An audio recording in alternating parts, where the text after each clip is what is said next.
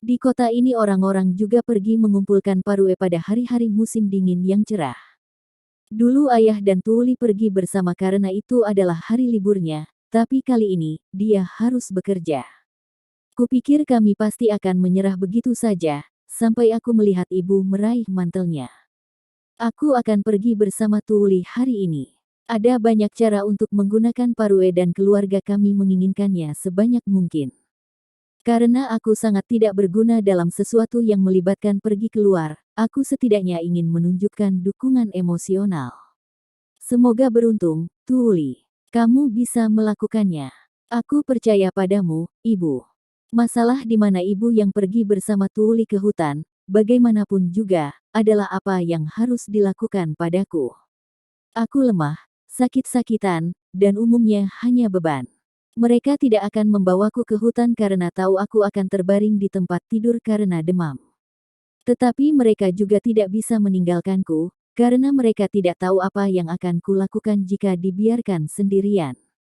Sungguh menyakitkan mendengarnya, tapi sejujurnya, mereka tidak salah. Ayah, setelah berpikir sejenak saat bersiap untuk bekerja, tiba-tiba menepuk tangannya. Aku mengerti. Main, bagaimana kalau kamu menunggu di gerbang bersamaku? Ayah akan membawaku ke gerbang. Ibu dan Tuli akan pergi bersama ke hutan. Dalam perjalanan pulang, mereka akan menjemputku di gerbang dan membawaku pulang. Kami akan mendapatkan Parue dan aku tidak akan ditinggalkan sendirian di rumah. Semua orang bahagia. Itu ide yang bagus. Oke, Tuli. Kami akan menyerahkan Main pada Gunter. Baik, sampai jumpa, Main. Ibu, memberi selamat pada ayah atas idenya, dengan cepat menyiapkan barang-barangnya dan pergi bersama Tuli dalam waktu singkat. Mereka harus segera pergi karena Parue hanya bisa dikumpulkan sebelum tengah hari. Baiklah, sudah siap. Gerbangnya sudah menunggu. Well, ini akan menjadi perubahan alur yang bagus dari rumah, kurasa. Dan Otto bisa mengajariku beberapa huruf baru jika dia ada di sana, jadi. Jujur, aku sudah lelah menghabiskan waktu seharian di rumah. Setelah gagal membuat papirus tiruan, satu-satunya hal yang dapat kulakukan di rumah adalah bermain dengan batu tulis atau membuat keranjang. Seumur hidup aku tidak pernah menduga bahwa aku akan berakhir dengan begitu banyak waktu luang. Buku adalah satu-satunya hal yang menyelamatkanku dari kehidupan membosankan. Kebetulan, lagu Haruyo, Koi, Ayo Maju, musim semi diputar tanpa henti di kepalaku. Semakin cepat musim semi tiba, semakin cepat aku bisa keluar dan membuat papan tanah liat. Untuk itu, aku berolahraga setiap pagi dengan harapan bisa memupuk cukup stamina agar bisa melakukan aktivitas di luar ruangan. Keluargaku menatapku dengan aneh, tapi aku tahu bahwa kebugaran fisik paling baik diraih dengan sedikit demi sedikit, hari demi hari, dengan penuh tekad.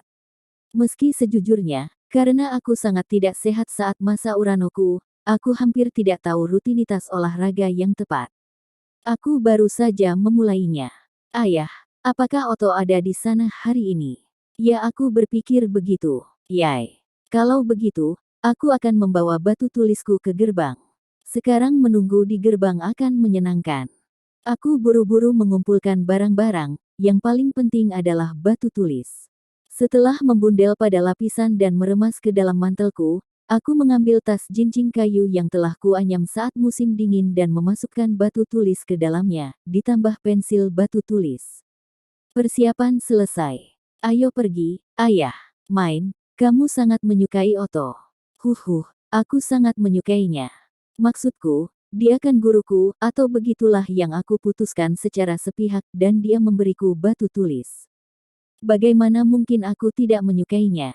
Kami meninggalkan rumah dan butuh sekitar setengah detik bagi aku untuk menyadari udaranya sedingin es. Sedikit saja angin yang menyapu kulit sudah cukup untuk membuatku sakit. Wajahku kesemutan begitu keras bahkan aku, ratu dari segala jenis pemalas, segera mulai menyusun rencana untuk mengubah minyak Parue menjadi semacam krim pelembab. Biuh, dingin sekali. Belum lagi salju yang sangat dalam sehingga aku tidak bisa berjalan di atasnya. Mungkin ada beberapa trik untuk berjalan di atas salju, tetapi karena aku tidak dibesarkan di daerah bersalju, aku tidak tahu. Hanya butuh 2 langkah agar kaki anak kecilku yang gemuk tersangkut di salju, membuatku tidak bisa bergerak. Nasibku sudah ditentukan. Masa depanku melayang. Aku hanya bisa berteriak meminta bantuan, berharap seseorang datang untuk menyelamatkanku. Ayah, bagaimana kau berjalan melewati salju? Sudah cukup. Pegang erat-erat dan jangan jatuh. Aku mengulurkan tangan untuk menjaga keseimbangan. Kaki terjebak di salju, ketika ayah berbalik dan berjalan kembali dengan ekspresi jengkel.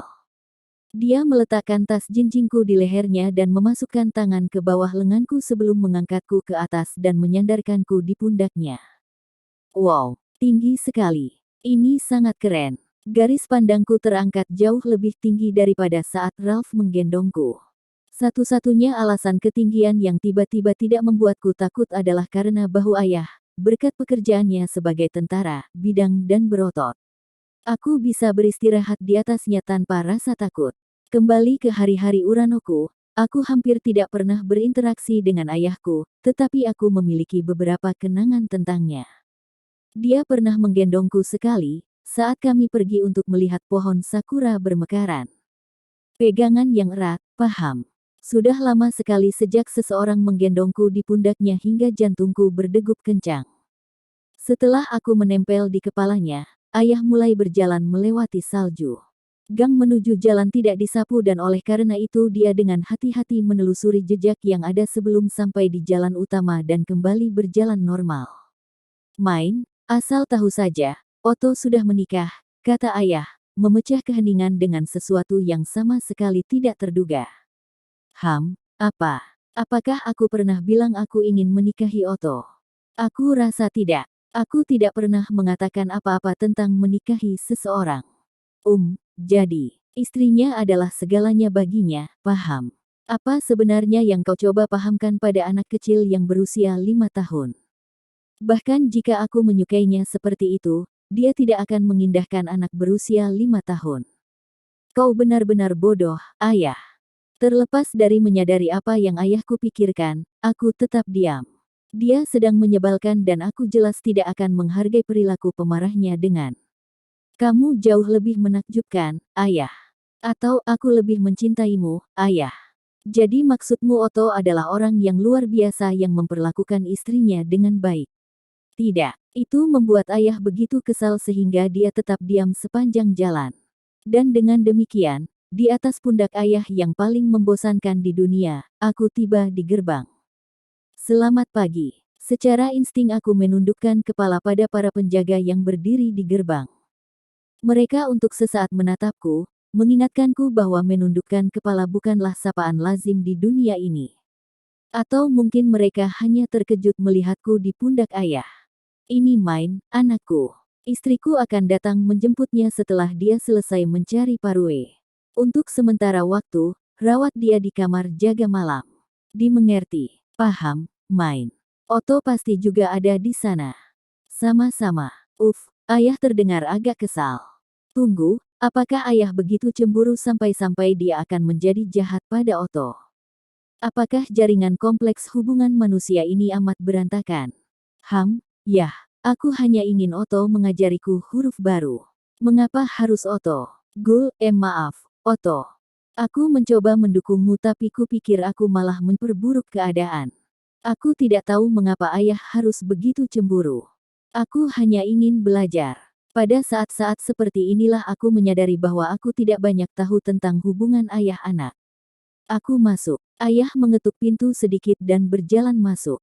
Di ruang jaga malam terdapat tungku perapian yang menyala terang dan lampu di dek terdekat, membuatnya jauh lebih terang dari tempat kami. Mejanya cukup dekat dengan tungku dan Otto sedang mengerjakan dokumen di atasnya. Otto, Kapten, dan Main. Ada apa? Dia tinggal di sini sampai pencarian Parue selesai. Jaga dia. Ayah memberikan instruksi singkat, bisa dibilang tumpul, dan mendaratkanku ke tanah. Penambahan tugas mengasuh anak kecil secara tiba-tiba tentu saja mengejutkan Otto, dan dia melihat antara ayah dan dokumennya dengan ekspresi rumit. Tapi aku sibuk mengurus laporan keuangan, kalkulasi anggaran, dan Main. Di sini hangat. Jangan sampai masuk angin. Ayah pergi, sepenuhnya mengabaikan Otto. Aku melambaikan tangan padanya dan berpaling untuk melihat Otto. Maaf, Paman Otto. Hanya saja, mendapatkan batu tulis ini membuatku sangat bahagia, dan melihatmu lagi hari ini membuatku semakin bahagia. Aku senang mendengarnya.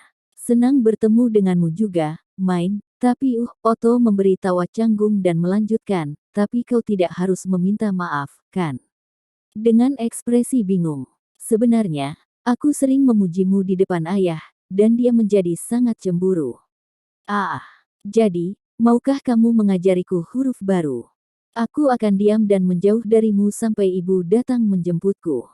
Aku tahu dari perkamen dan tinta di meja bahwa dia sedang mengerjakan dokumen. Aku tidak bermaksud mengganggu pekerjaannya, tetapi aku juga tidak bermaksud melewatkan kesempatan untuk mempelajari huruf baru. Baiklah. Entah bagaimana aku merasa kau benar-benar akan diam dan belajar, Main, gumam Otto sambil mengambil batu tulisku dan menulis huruf di atasnya. Sistem penulisan di dunia ini mirip dengan alfabet Inggris. Tidak ada suku kata seperti hiragana, atau logogram seperti kanji. Huruf-huruf itu sendiri menentukan bunyi dan arti kata. Ejaan adalah segalanya. Otto percaya pada kesediaanku untuk belajar dengan tenang karena aku menghabiskan waktu berjam-jam bermain dengan batu tulis setelah dia memberikannya kepadaku. Main. Kami tidak ingin kau masuk angin dan membuat kapten dalam suasana hati yang lebih buruk, jadi kesini, duduklah di sebelahku.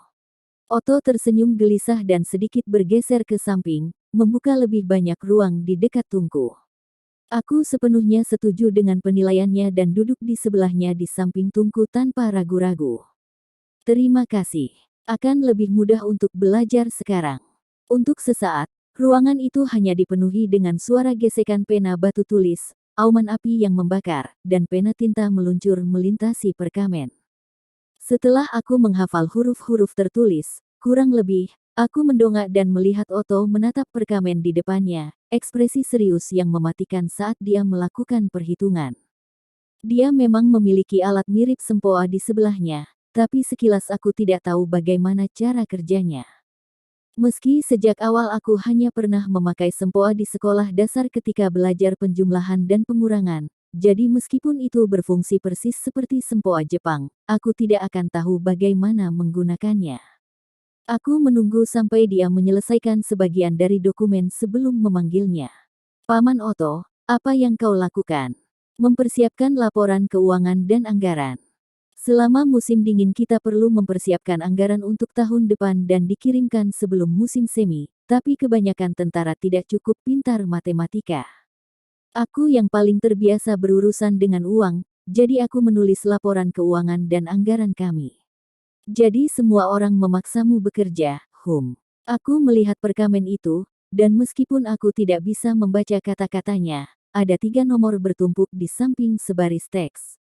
Jika boleh menebak, angka pertama adalah harga sesuatu, angka kedua adalah berapa banyak yang mereka butuhkan, dan angka ketiga adalah jumlah uang yang dihasilkan. Sepertinya 2 angka pertama dikalikan untuk mendapatkan angka ketiga, jadi ya. Aku melihat-lihat perkamen itu, mempertimbangkan kemungkinan bahwa itu adalah permintaan peralatan baru, ketika aku melihat kesalahan matematika. Tunggu, Paman Otto, bukankah ini salah? Apa? Ini 75 dan 30 kan? Aku yakin hasilnya adalah 2250. Meskipun aku bisa membaca angka, aku tidak tahu apa yang mereka sebut perkalian di dunia ini dan oleh karena itu harus agak samar dalam penjelasanku, tapi Otto tampak mengerti. Tunggu, apa? Bagaimana kau bisa matematika ketika kau tidak tahu cara baca? Hehehe, ibuku mengajariku angka di pasar. Aku bisa melihat angka-angka di sini dan berhitung, tapi aku tidak bisa membaca apapun di sekitarnya. Setelah mendengar bahwa aku tidak bisa membaca apa yang tertulis di perkamen itu, Otto mulai memikirkan sesuatu. Aku mendengar dia bergumam, tidak, aku harusnya tidak, tapi, bolak-balik. Main, aku akan kesampingkan harga diriku untuk menanyakan sesuatu. Apa kau mau membantuku? Apakah ini jenis tawaran yang harus kuterima? Maksudku, kesampingkan semua masalah tentang informasi rahasia, bukankah tidak cukup baik meminta bantuan seorang anak kecil? Aku kira dia sedang terdesak sehingga dia akan menerima bantuan siapapun yang bisa mengerjakan matematika, bahkan seorang anak kecil. Dia bilang bahwa dia mengesampingkan harga dirinya, jadi aku bisa membayangkan bahwa tidak normal meminta bantuan anak kecil. Dan aku benar-benar ingin membantunya, jika dia memang sangat kesulitan. Terutama karena aku juga menginginkan sesuatu darinya. Ini sepertinya tempat yang pas untuk bernegosiasi. Oke, aku akan membantu. Jika kau terus mengajariku huruf dan mendapatkan pengganti pena batu tulis untukku. Apa? Dia mungkin tidak menyangka seorang gadis kecil tiba-tiba melontarkan syarat seperti itu. Matanya terbuka lebar. Sedikit tersenyum pada reaksi yang dapat diprediksi itu, aku menjelaskan syaratku. Seperti yang kukatakan, aku tahu angka karena ibu mengajarinya kepadaku. Tapi aku tidak tahu huruf-huruf. Aku ingin kau mengajari semua huruf kepadaku. Aku tidak keberatan dengan itu, tapi ada apa dengan pena batu tulisnya? Itu tidak mahal, bukan? Otto benar, itu dijual di pasar dengan harga murah. Ibu dan ayah dulu membelikannya untukku, tapi sekarang mereka tidak mau, jadi. Mengapa mereka sekarang tidak mau? Aku sehari penuh bermain batu tulis. Tidak peduli berapa banyak yang mereka beli, aku selalu membutuhkan lebih banyak. Hahaha. Jam bermain sehari sudah cukup untuk menghabiskan pena batu tulis dalam waktu singkat. Karena aku tidak mendapat uang saku, dapat dikatakan bahwa mendapatkan persediaan pena batu tulis adalah masalah hidup atau mati. Pokoknya. Intinya adalah, aku bukan gadis yang cukup murah untuk bekerja cuma-cuma. Kurasa itu cukup murah, tapi baiklah. Otto tersenyum masam dan setuju untuk dengan resmi menjadi guruku. Apa yang harus kulakukan? Apa kau mau memastikan perhitungan yang ada di sini sudah benar? Pada dasarnya, aku tidak tahu di mana letak kesalahannya, jadi memeriksa semuanya akan memakan banyak waktu. Ternyata dia sedang memeriksa dokumen yang dibuat orang lain.